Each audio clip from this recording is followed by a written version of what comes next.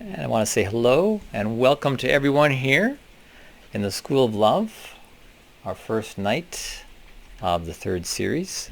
Great to have people here in the loft joining us live, people there in the Zoom room, and people on Facebook Live, and also people watching this on the video afterwards. Welcome all. Welcome to this new series in the School of Love.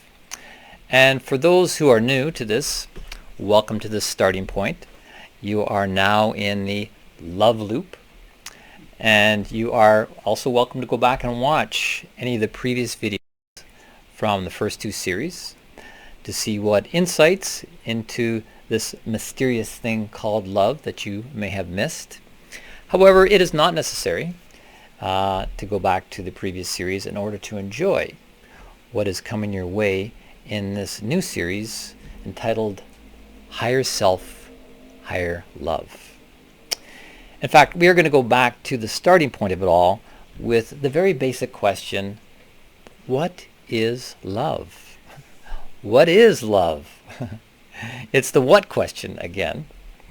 And of course, we all want to know how, the how question, when it comes to higher love. But first we need to unpack more of the what, which is easier to get to the how. In fact, the what will help us to reverse engineer. That's right, reverse engineer our way back to the how of higher love. So what is love? Could you answer this question if a child innocently came up and asked you, what is love? Could you? Or if a teenager earnestly asked you, what is love? So they could learn how to live love. What would you say?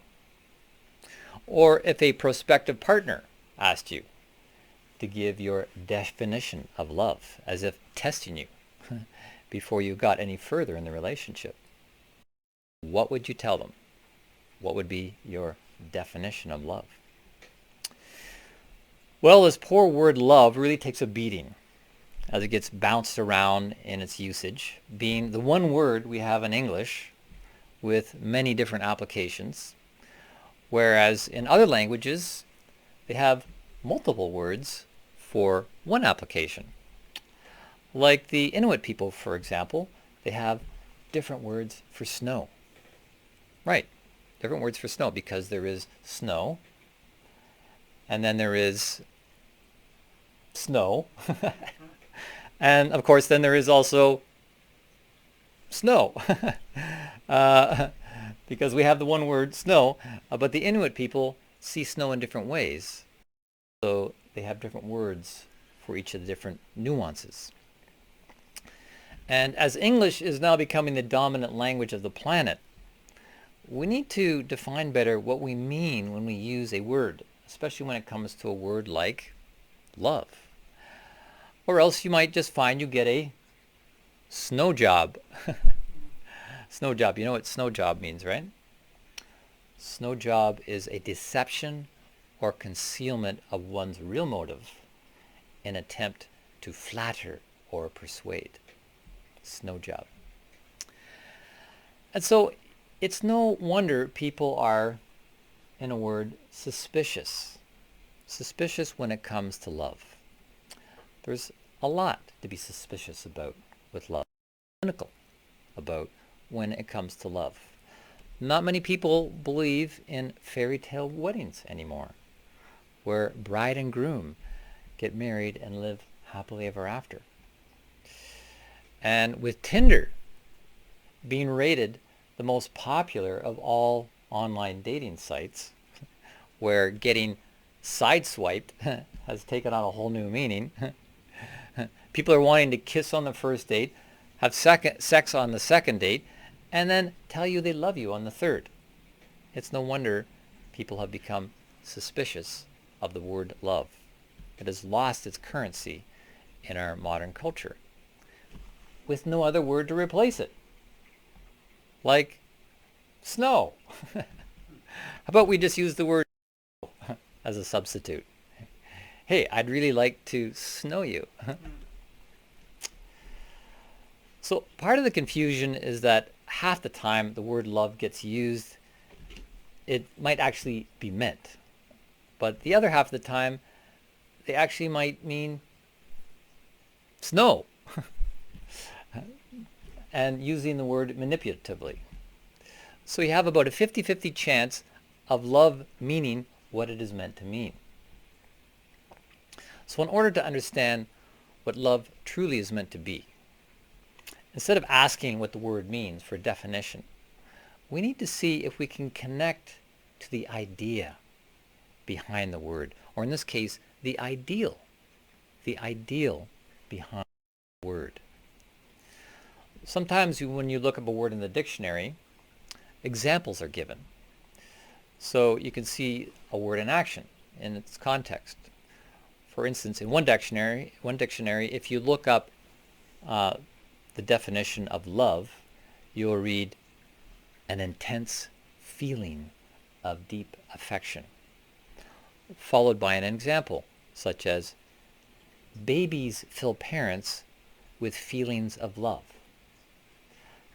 In this case, you'd be led to believe that love is a feeling, which we have already proven is incorrect, that love is not a feeling. It is certainly more than a feeling, and we'll get back to that. I sometimes like the word love with another word to give it an association, such as saying peace and love.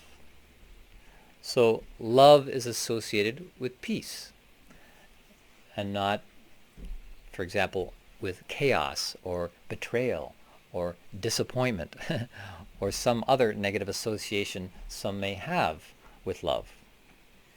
Or sometimes you hear people saying love and blessings.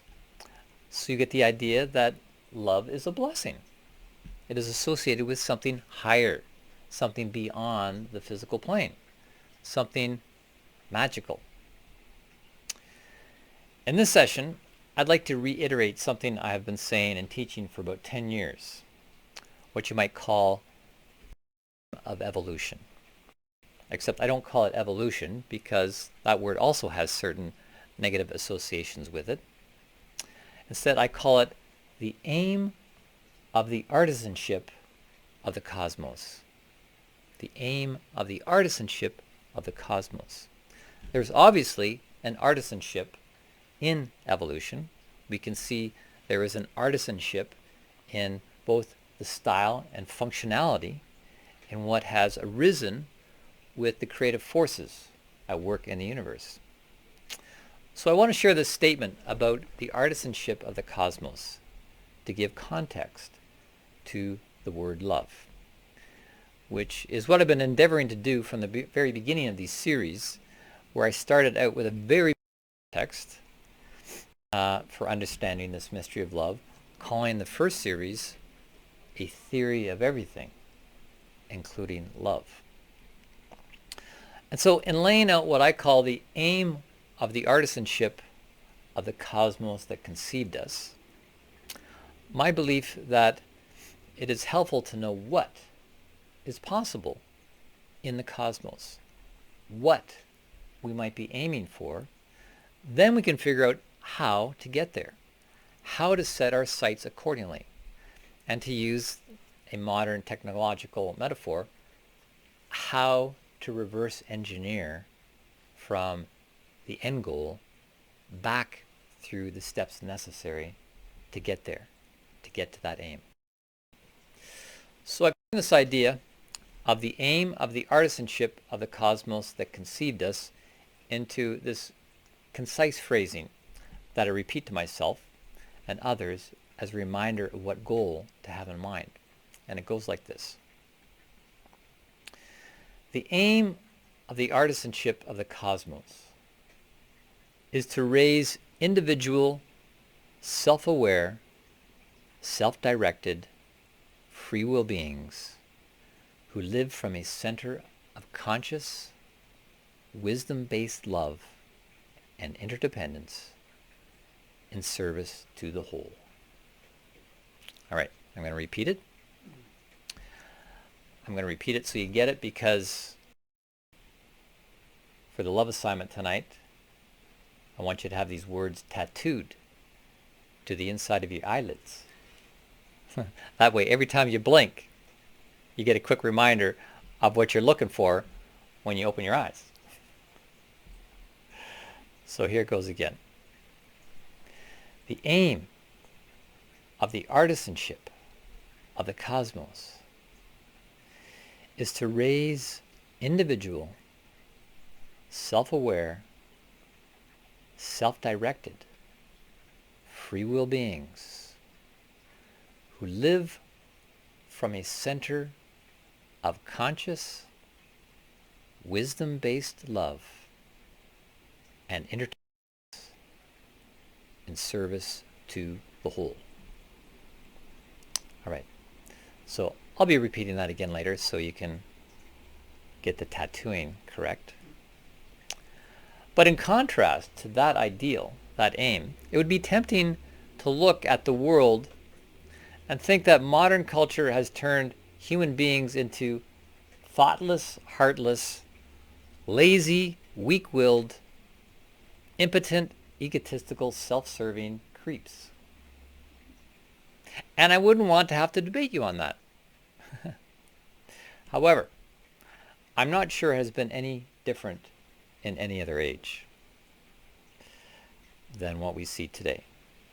Some people succumb to the lower instincts that drives evolution down, while others make an effort to transform, transcend, and ennoble themselves, raising their character rather than defaulting to the path of least resistance.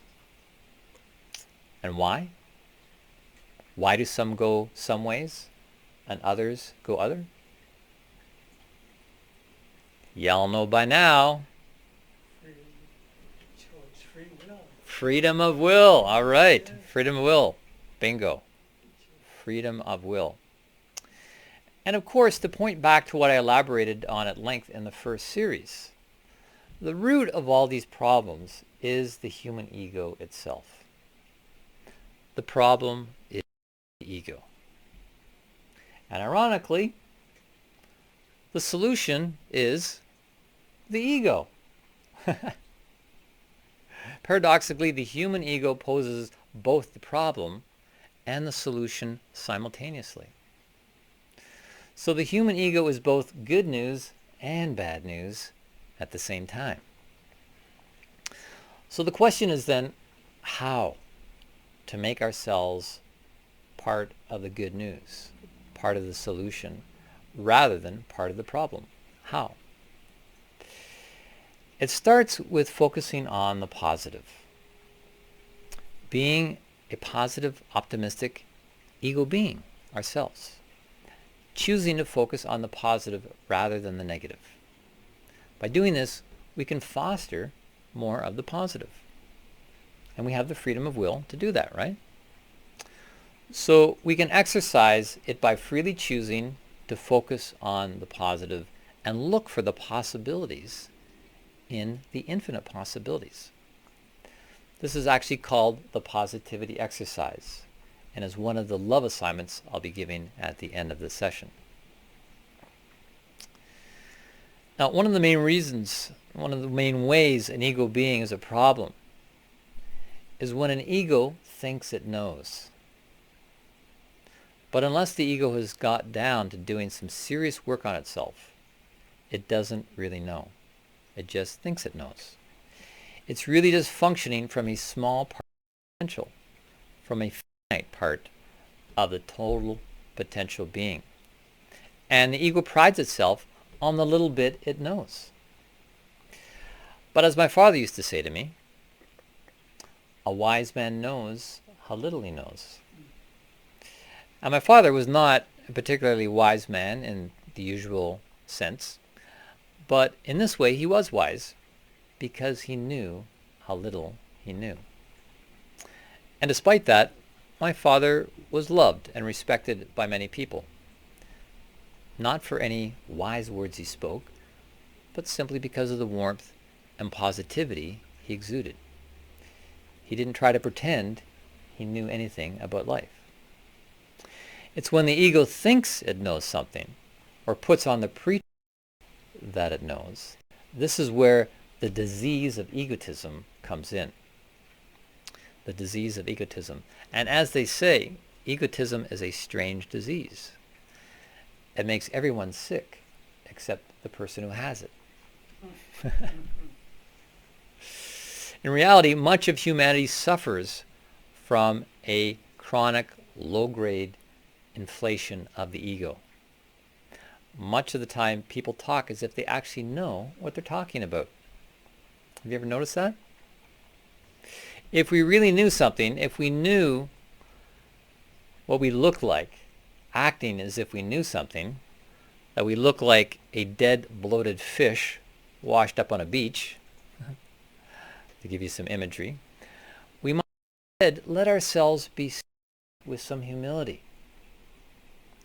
Even go into silence, the way Arvo Pärt did. Arvo Pärt, the great Estonian composer, with a 5-year self-imposed silent asceticism. Then Arvo Pärt came out with something truly profound to say, becoming the most performed living composer in the world, with some of the most sublime musical compositions imaginable. Music from the higher self and dedicated to the higher self, showing how high he got in silence, how close he was able to climb to the higher self and what he called the radiations of silence. It's pretty ironic. He shut up for 5 years and then became the most listened to person on the planet. I love it.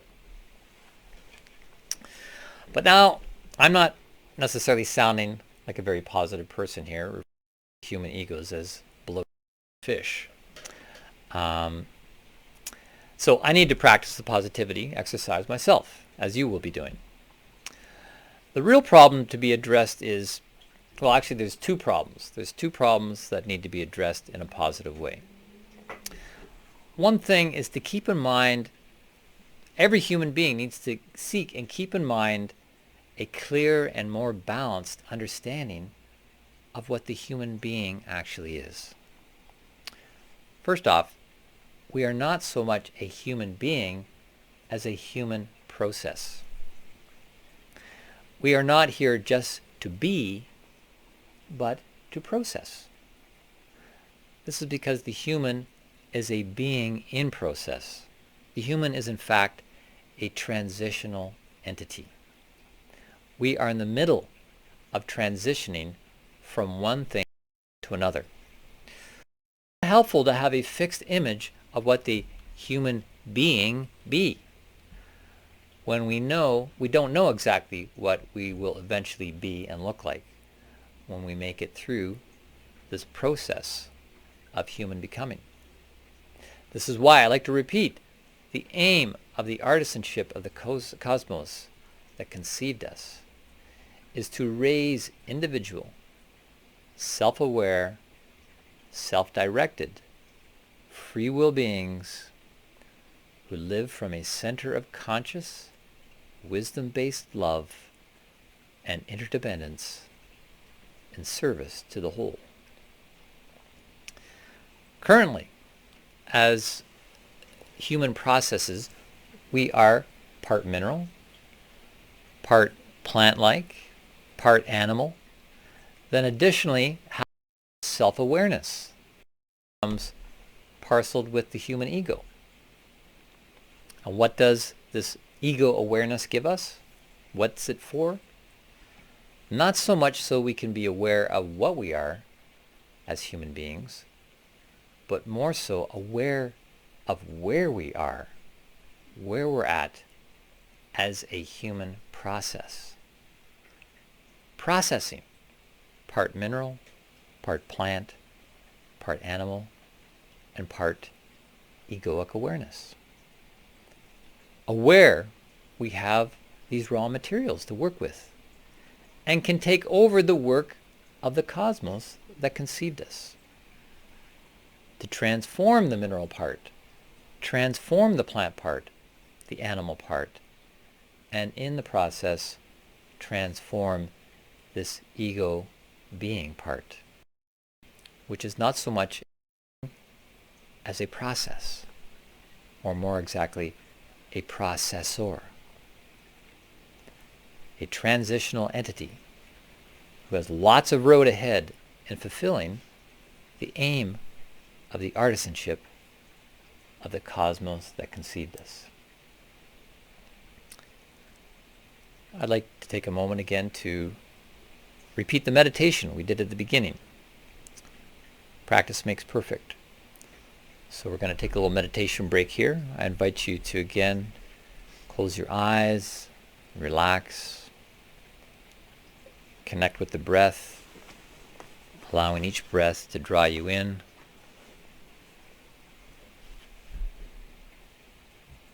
take you back into your inner space, where connection to materials exists.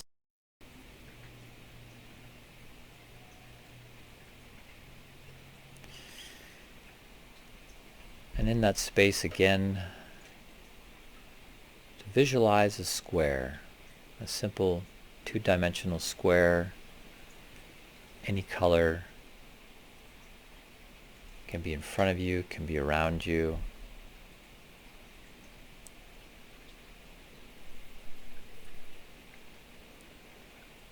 Seeing and feeling into that squareness.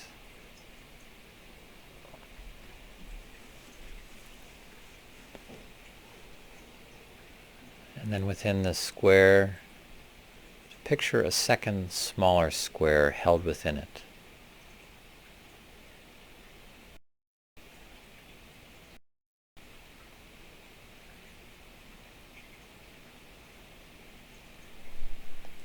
And within those two squares, add a third square.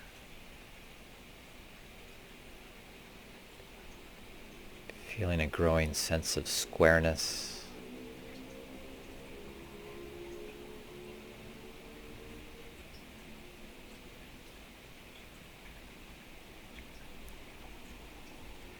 And again, a fourth square, smaller.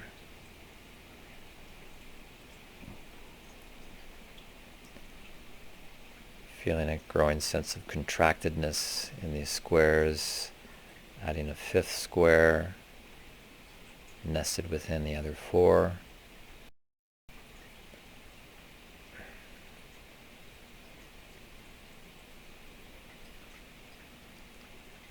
And another square.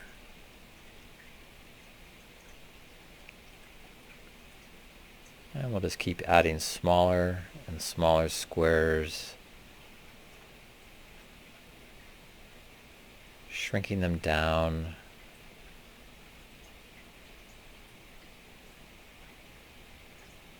perhaps sensing this becoming three-dimensional, with each square going off into the distance, off into a point of infinity.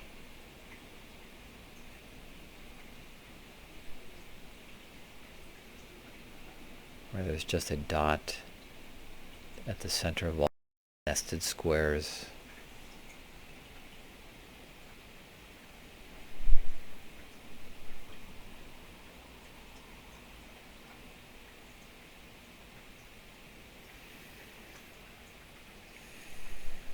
And feeling the effect of this practice on your energy, on your inner space.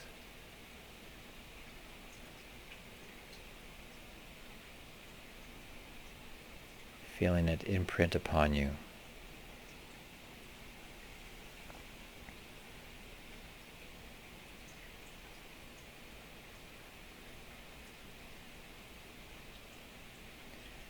And now reversing, moving back from this infinitesimally small point to increasingly larger squares.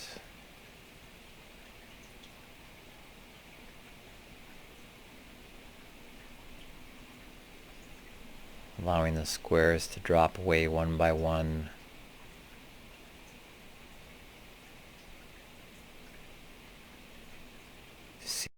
Feeling it.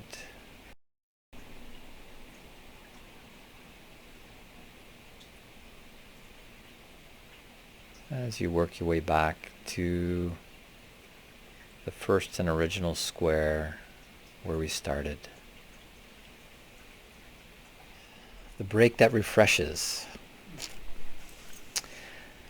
Now, as I was saying earlier, there are two main issues. And the second issue in our pursuit of the higher love, of the higher self, and to transform our ego into something other than a stinky, bloated, dead fish washed up on a beach, is a very practical question. What to do with the mind? That's right, the mind, your mind. Because the mind is a good servant, but a lousy master. It's a good servant, but a lousy master. And yet people are highly identified with their minds and the content that is accumulated there.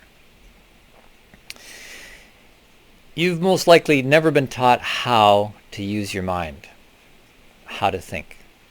You most certainly have been taught to think. At the beginning, we are told what to think. What is right, what is wrong, do this, don't do that. This is the way to see things, not that.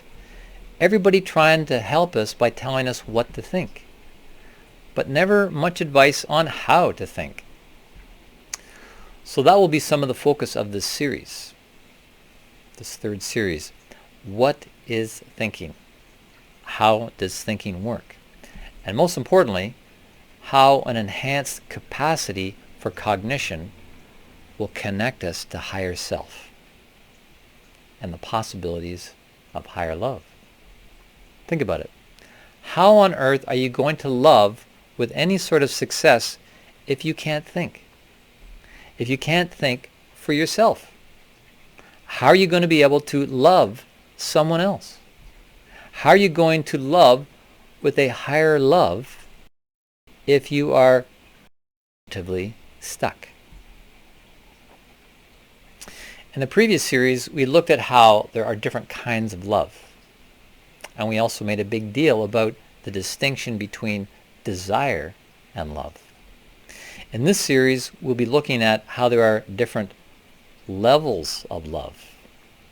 This series is called Higher Self, Higher Love. So concordant to this, we'll be looking at how there are higher levels of consciousness, higher levels of interactivity that have a direct effect on the level of love we manifest in our lives, with the hope of living love from a higher level, the level of the higher self. Or as the alchemists say, as above, so below. As we stated at the end of the last session, called Love is Unstoppable, love is unstoppable when we link it in the right way to the unstoppable power of desire. We see this desire as a force of nature, and we see how unstoppable nature is. The desire, the desideri, which means of the stars, is implanted in the earth from the cosmos and continues to beam this instinctual animal desire at us from the periphery, from the stars, the moon, all of the planets. We know scientifically how the planets affect us on Earth, our moods, our instincts, our behaviors. That's one of the reasons the ancestors called it the zodiac, or zodiac, the circle of animals. This is livingness, animation to the cosmos implanted in us that desires to bring a livingness into us. And I'll give you a big hint right off the bat, right now, what this livingness is. Living thinking. Enlivened thinking. As the aim of the artisanship of the cosmos says, The aim of the artisanship of the cosmos that conceived us is to raise individual, self-aware, self-directed, free will beings who live from a center of conscious, wisdom-based love and interdependence in service to the whole. Wow. Would that not be high living if we all lived like that? Imagine for a moment if every person in power, every politician, everyone who has an influence on the economy, everyone, what the world would look like if we were living the aim of the cosmos that conceived us. But as it says, we are to be free will beings. So it has to be done out of free will and consciousness. Love-based action out of free will. And this again brings us back to our all-important initial question. What is love? What does love look like? We have to keep coming back to this, not because it's such an elusive subject and seemingly nebulous and unanswerable. No. It is these elusive and nebulous subjects that we need to take on. The real question is how to approach such questions in order to get satisfactory answers. For example, when we refer to the mystery of love, I'm not using mystery in the ordinary usage, such as, oh, it's a mystery where all those socks go missing, or it's a mystery how they get the caramel center in the caramel bar. I'm using it more in the ancient usage, where the word mystery, from the Greek mysterium, referred to deep secrets that only the initiated could understand, and only after a time of preparation in a mystery training center, or a temple training, or some esoteric schooling, places where people did practices that altered their state of consciousness, elevated their state of consciousness, and in fact altered their very being, so they could see and understand the great mysterious, the great from a higher and different inner state than the ordinary intellect. So when it comes to referring to the mystery of love, we should capitalize M on mystery and capitalize L on love. The capital M, mystery, is not suggesting that love is something beyond our understanding that can't be solved or figured out, like where all the socks go, or how to get the caramel center in the caramel bar. But rather, it's referring to the need to approach it from a different place in ourselves than our ordinary mental consciousness. The consciousness that we ordinarily use in looking for missing socks or eating a chocolate bar. We need to approach this from a place in us that can know, where wisdom grows. A place where we know how little we know, from a place of humility. As I said in an earlier session, to understand something, we need to stand under it. Humility means to get down with the humus, the earth, to stand under something so we can understand it. As was done in the mystery centers of old, people humbly meditated on the great mysteries, such as love, until the truth was revealed to them. And this is in accord with the quote of Rudolf Steiner I shared previously when we were looking at the relationship between love and knowledge, where he says, only if I love something can it reveal itself to me. Only if I love something can it reveal itself to me. Now this is a great mystery to contemplate, this relationship between love and knowing. This, in fact, is the only hope we have. This is the only hope we have in learning to live on earth in a sustainable way, that the right knowledge will be revealed to us at the right time. This is the way our ancestors worked. They had much more humility than we have today. And as a result of our losing our humility, we have lost a lot of knowledge. We have also gained a lot of knowledge in modern times, and useful knowledge as well, practical knowledge. But the way we are educated to learn these days is out of a left brain analytical approach. Most of modern education is based on this approach of knowledge extraction. In fact, right up to the highest institutions, our modern education is the product of a brain imbalance. That's right. Our modern education is the product of brain imbalance. So in fact, our modern educational systems are throwing us off balance. And therefore, everything on the planet is being thrown out of balance.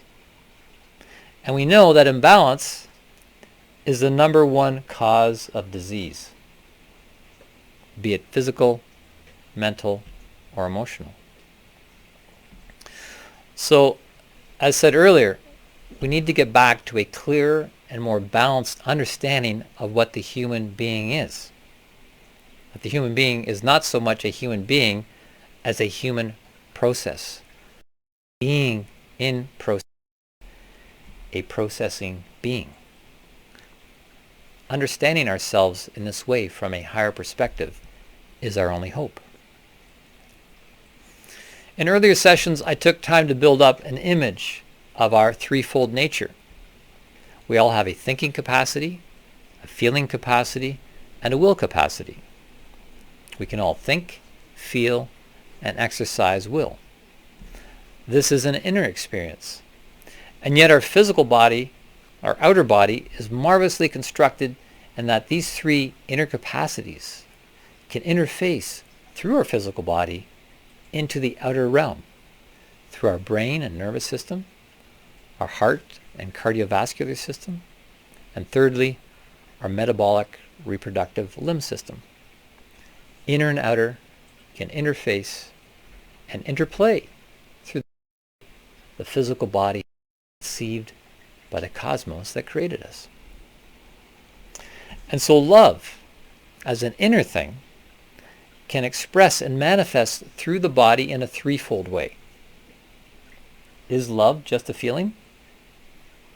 As the dictionary definition says, no. No. It might be experienced as a feeling, but it could also be a thought, or it could be an action of the will. For example, I might come up with the thought that I want to do something to help the homeless during the COVID pandemic. So I have a loving thought. And then I have another thought, a decision to go and take hot water to the homeless people living in tents in the park across the street, to bring them hot water each morning. And from this thought emerges a loving action. I act on this loving thought and I carry out this loving deed. So here we see love manifesting in our thinking and manifesting in our will. Is there loving feeling included in this? Maybe yes, maybe no. We can hope so. We can hope that loving thoughts and loving deeds lead to loving feelings and indeed hope. Thinking back on the previous series, we looked at how hope and love are akin to each other. In fact, hope, faith, which is the power of believing, and love are a powerful triune. A powerful triune, a balanced, like a three-legged stool, that when all three cultivated in our hearts brings about an unstoppable force within us. In fact, the force is so unstoppable it could be called eternal because it's unstoppable. A force that goes on forever. One could even call it the force. I remarked how hope is a much misunderstood word and therefore an underutilized power. And yet, if you were to examine in your own life and see how much hope has been there, even unconsciously, working to keep your inner life alive, keeping momentum in your life, moving forward, moving towards some desired object or event, you will see how hope has already been a big part of your life, a force of nature working within you, perhaps even the force. Speaking of the force, I was recently reflecting on how the very first Star Wars movie, created by George Lucas and released in 1977, which I remember watching in the movie theater when it first came out, was titled A New Hope. A New Hope. There was new hope to banish the evil empire from the galaxy with the rise of a new Jedi warrior, Luke Skywalker. And so this new hope, birthed for the Republic, embodied in a person, Luke Skywalker, takes up the task to face down the evil empire, and in particular, the evil Sith Lord, Darth Vader. And so to manifest this new hope, Luke Skywalker goes into action to fight, to defeat the evil empire. Of the original trilogy, The Empire Strikes Back, well, The Empire Strikes Back. Setting everything back. So Luke has to keep fighting even harder, shooting, killing, wielding his lightsaber, anything to defeat the evil empire and the Dark Lord, Darth Vader. Until the third of the trilogy, The Return of the Jedi. 2 movies later, from the birth of this new hope, and the new hope not yet fulfilled, it is revealed that Darth Vader is none other than Luke Skywalker's father. Dark Father. Darth Vader. Dark Father. Whose real name is Anakin Skywalker. It's his dad. Under all that black metallic armor, wearing a body that is burned, formed, filled with emotions that are hurt, angry, and unresolved, is Luke Skywalker's nemesis, the shadow side of his father. He is angry at the loss of his beloved Padme, who he was tricked into believing he had killed, as we learn in the 3 prequel movies, also written by George Lucas. They apparently didn't believe in therapy and the evil empire.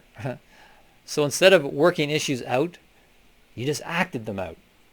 And that's exactly what the emperor wanted, to fuel his fighters with rage and anger. But Luke could sense the love buried beneath it all, beneath the heavy, cold, metallic, emotional armoring. And instead of going at his father with a lightsaber to break open like an electric can, he puts down his lightsaber. He puts it down in an appeal to the spark of heart hidden beneath it all. That was the real hope in the end. The only real way for Luke to successfully manifest the power of love and hope. The Force. And so Luke became vulnerable. He was willing to expose himself to the potential of death for himself if his father didn't choose love in that moment and instead acted out his rage and anger and hate with one good whack of his own lightsaber. Not that this is the ideal or first choice when facing down the dark, to sacrifice our physical self for the greater cause, ending our physical life. As was explained in the session, Renewed Mind, in life we are meant to present ourselves as a living sacrifice, not a dead sacrifice. Because being here is the best way to work here. Nonetheless, it is interesting how when Luke found out it was his father he had to face down, this sparked something in his heart, which in turn allowed him to feel the spark of goodness still in his father's heart, shrouded at the center of the darkness. There became a heart connection. And together, that gave birth to the new hope, this heart connection. This sense of hope changed from what was said at the beginning of the trilogy, where everyone hoped that they had power to defeat the dark side, to smash it down. But with this the hope changed. Faith, the sense of believing. And so did the love, which then became the new true hope. That this other kind of power, love, would win the day rather than violence. Luke hoped that love would make a difference, and he had faith that it would, and he was right. But to get there, Luke had to work with his thoughts. He had to work with his thinking. He had to renew his mind, which is, as I've taught, the key to power. Renewing your mind, renewing your thoughts, to align them with this new hope in love.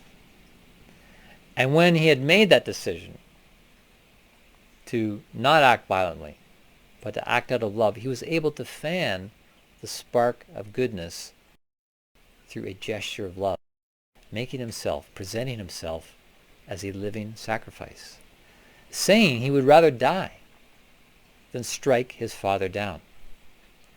And through this gesture of love, he was able to pull his father back from the dark side. And so Darth Vader then turned from being the dark father. He turned his thoughts around. He turned his will around. He turned his feelings around. His feelings of anger, of loss, of jealousy, an ego out of whack, wanting to control the whole galaxy. Talk about inflation. He turned to the light, turning to love, and he turned his whole past history around in that moment, moments before his death, testifying to the power of love. And in turn, then Darth Vader made a sacrifice of himself on behalf of Luke when he lashed out at the Emperor, sending the Emperor tumbling down into the abyss. That was the culmination of the New Hope at the end of the original trilogy. But of course it doesn't end there. If you've watched to the end of the sequel trilogy that was created after Disney took over the Star Wars franchise, Darth Vader's grandson, Ben Skywalker, puts on the mask of evil and also has a turning from the dark side moments before his death, pulled out of the bottomless black pit by the unconditional love that the young woman Rey extends to him, sticking out her neck for him, actually sticking out her heart for him and pulling him back from the dark. Not because she was in love with him. No, this is not about romantic love. Actually, Rey was more attracted to Finn in that way. And it wasn't because she wanted to be a big hero either. Not the way Poe wanted to be. Rey did it because for her it was the right thing to do. It was what her mentor, Princess Leia, would have done. To save not just him, but everyone. It became a win-win-win-win-win situation through this love in action. And it kept her in her higher self. It connected her to her higher self, living love that way. Where she might have been pulled down by the dark side, and she was tempted at times. So we need to not only ask questions about the nature of love, we need to ask questions about the what is the nature of the higher self, and where does it come from? When we think of Darth Vader, the Dark Father, he was obviously not living from his higher self. He was blocked from it. He was blocked by unresolved issues and blocked by the Emperor, who wanted to keep him stuck in those unresolved issues.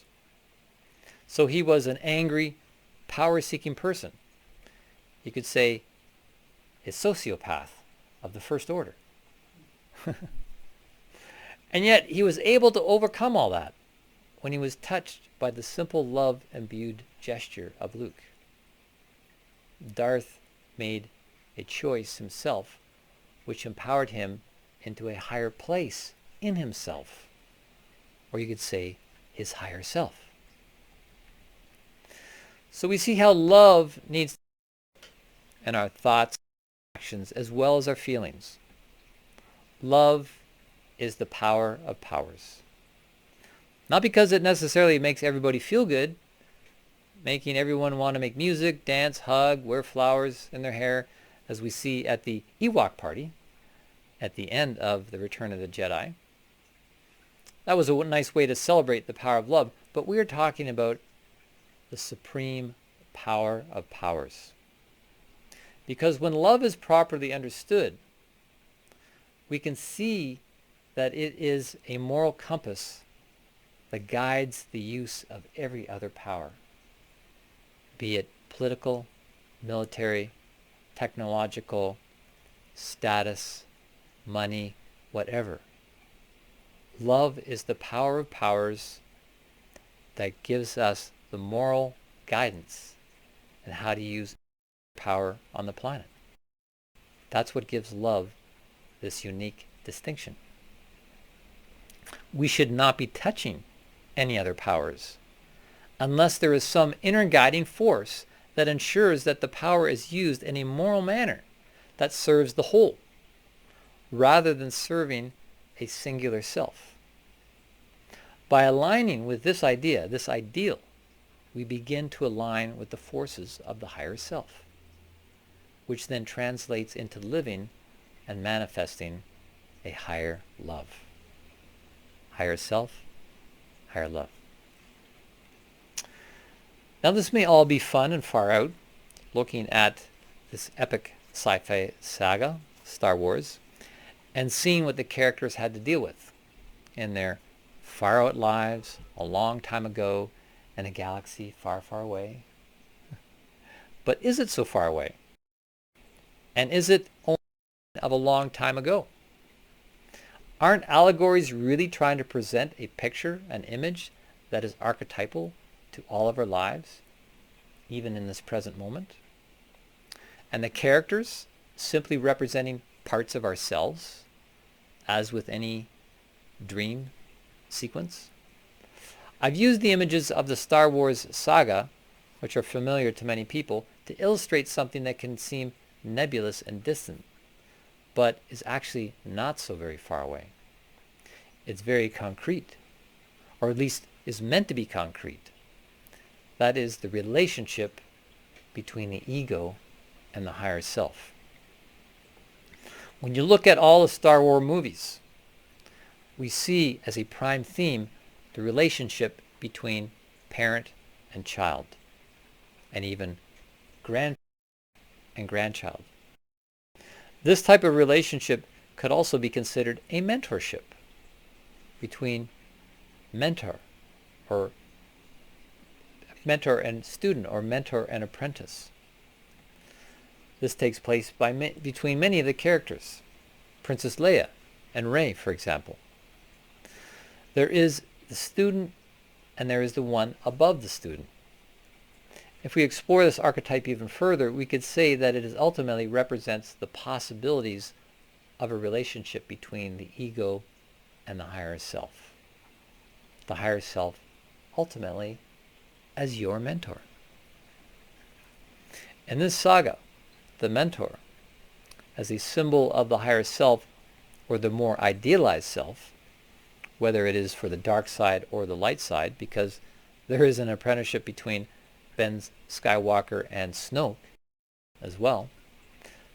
The mentor is just that, the part that holds the high ideal, or in some cases the low ideal. The part that is a bit removed from the action, from the center of action, but holds the ideals for the student, the one who is in action. In the classic traditions of mentorship, the student was considered of a lower stature than the mentor. And this was literally displayed in the gesture of bowing, which we see quite a lot of in the Star Wars movies. The reason a student would lower his or herself to a mentor in the older traditions through this outer display of bowing is for the lower to say they're ready and willing to receive something from the higher. So something can be passed from the higher to the lower. Why? Ultimately, so the lower can be made higher. But the lower has to go lower first so it can go higher to ascend. It has to secure in consciousness and willingness its lowerness so it can then secure its highness. And a term that has been used historically and is sometimes heard in historical movies, yes, Your Highness. Whatever you wish, Your Highness. Yes, Your Highness. And we would sometimes see the highness bestowing something like a mantle on the lower, or tapping the bowed shoulder with a sword to knight someone. This is a picture we should carry within ourselves, a lowering of ourselves, outwardly bowing, even going prostrate, lying flat, perhaps laying ourselves in a sepulcher of initiation, metaphorically placing ourselves into a coffin as a living sacrifice. Why? So something can flow down to us from highness, which will ultimately raise you up, mentor you up, place you into your own state of highness. Yes, Your Highness. Yes, Your Highness. To quote the Bible, whosoever humbles himself shall be exalted, but whosoever exalts themselves shall be humbled. When we do this for ourselves willingly, letting egotism die away, we are going to be able to rise up. We will be lifted up. We will be able to come into our higher self. And so when it comes to exploring the mysterium of love, we're going to have to explore a number of things. The higher self, the lower self, the dark side of love, the true nature of morality, death and resurrection, practicalities of love, sexual love made spiritual, leading with love, and much more. All with the hope of getting closer to living love as the power of powers.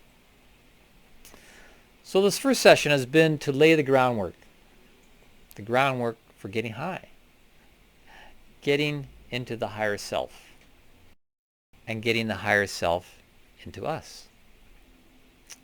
In contrast to being a stinky, bloated dead fish washed up on a beach, remember the aim of the cosmos that conceived us. The aim of the artisanship of the cosmos is to raise individual, self-aware, self-directed, free will beings who live from a center of conscious, wisdom-based love and interdependence in service to the whole. Until the next time, may the force be with you. May the force of hope, faith, and love be with you. And you might be wondering, what does meditating on squares have to do with higher love and higher self? Well, stay tuned for that mystery. Okay, so what I'm going to do then is give the love assignment for the week, which will be posted on a page on the website being www.schooloflove.buzz. There's a tab there for all of the love assignments from all of the sessions. So let me just walk you through them briefly here. The first one is contemplate the aim of the artisanship of the cosmos, which is the aim of the artisanship of the cosmos that conceived us is to raise individual, self-aware, self-directed, free will beings who live from a center of conscious, wisdom-based love and interdependence in service to the whole. So contemplate that and make a comparison with being a stinky, bloated, dead fish washed up on a beach as representational of the unconscious, egotistical human. The second one is to rukshow your day. And this is a practice that I introduced in the previous series. It's an exercise to do every day for the rest of your life. This is really the numero uno exercise for so many reasons, including connecting you with your higher self. So you do a daily review, and you review your day in reverse, gliding through the day from one event to the next until you reach your morning awakening. And you don't need any more than 5 or 10 minutes at the most, maybe 20 minutes if you're really in there deep and you're seeing events very vividly and you're really gleaning a lot, but just to do this 5 or 10 minutes a day. But don't wait until you're tired and ready to sleep. You want to do it earlier in the evening or even the next morning if that works better for you. The main thing is just to do it regularly, to do it with rhythm and momentum, because it will take on a life of its own. It'll start to develop a quality of space that your inner life will hunger and crave for. It'll become like an oasis where it's a different quality of space than your mind is usually usually accustomed to, where our mind moves forward in time. You're doing this review in reverse, so you're actually going against the grain of your mind and grooming it in a different way that will more and more gear you into a higher self perspective, because you're looking at yourself, you're looking at your day from outside of yourself, from an objective perspective. So this is going to, as I say, groom your mind in a new way, in very beneficial ways. And you'll find that you'll start to receive more revelations of knowledge about your life, and will in fact help you to tune your moral compass as you see how the events of your life are tied to your inner life. So that's number 2. And the third one is what's known as the positivity exercise, which I'm getting from Rudolf Steiner. And you can find it on the World Wide Web if you even just searched Rudolf Steiner positivity exercise. But here's one version of it, where you seek the good and the praiseworthy and the beautiful in all things. You notice the hidden good that lies concealed in all experiences, all events, and all people. And you practice the abstention from criticism. So you withhold criticism, because there's a difference between a perception which proceeds from the critical mind, your personality, which is colored with your sympathies and antipathies, your likes and your dislikes, and conversely entering lovingly into a phenomenon or experience and asking questions such as, how has this come to be like this? How has this come to act like this? And by doing this, we overcome the tendency to criticize. And instead, we just learn to characterize things for what they are, rather than judging them based on our own ideas. We just see it for what it is, and we see that there's some merit, there's some reason, there's some positive thing at the core that makes it the way it is, and we can learn to respect that. And in this exercise, we're actually bringing thinking and feeling together in combination. So we're working with our feeling life and our thinking life in a rigorous way.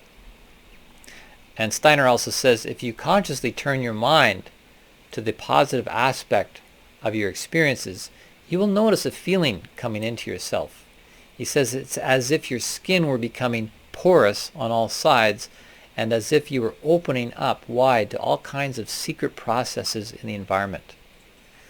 The feeling expresses itself as a kind of bliss. You feel kind of a bliss from doing this. And when you feel that, you guide this feeling to your heart, and from there you let the positivity stream into your eyes and out into the space around yourself. And it will be noticed that an intimate relationship to the surrounding space is acquired. You begin to grow out and beyond yourself, as it were. So maybe you can see that, like how you find that little space of being positive allows the space around you to open up in new ways, rather than having these critical blinders on, seeing things just the way you want to see it. You have to take a hold of your mind and say, okay, where is the positive? Why is this happening this way? Let me see, what is the reason for this being like this, so I can understand it and respect it for what it is. And this will open up your perception and, in a sense, let things of the space reach you more with revelation and produce bliss within you.